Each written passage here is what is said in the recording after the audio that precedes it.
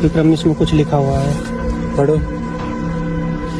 इसमें लिखा है, जो भी इस जंगल में आया उसको चीखें सुनी और वो कभी वापस नहीं जाए। इसका मतलब जो सब हमें दिखाई दे रहा था, सुन रहा था, वो सब सच था। ये बकवास है, हमें डराने के लिए लिखा है किसी ने यहाँ।